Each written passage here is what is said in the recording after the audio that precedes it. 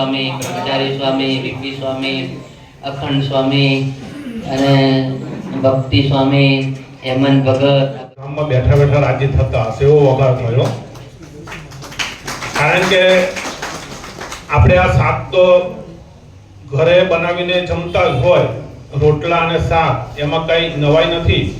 પણ એ ભગવાનના સાનિધ્યમાં એ સંતો દ્વારા જે શાકનો વઘાર જે થયો ને, એ તમારા ત્યાં સમગ્ર જે ભક્તો જમવાના છે ને એ પ્રસાદમાં ભળી જશે.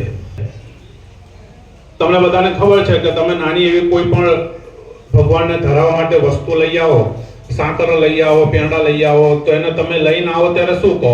પેંડા છે, સાકર છે.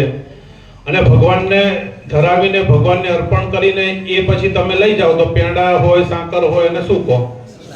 પ્રસાદ કહીએ ને. એવી જ રીતો આ ભગવાનનો સરસ મજાનો એ પ્રસાદ આપ સૌએ જમવાનો છે.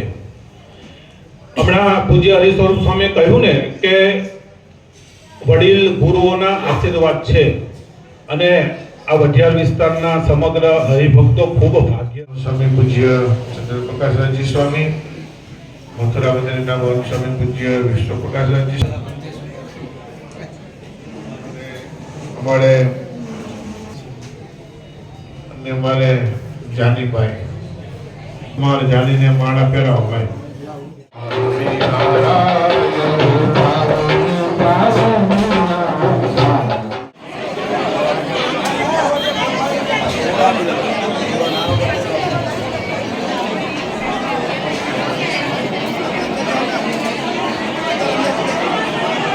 વિચાર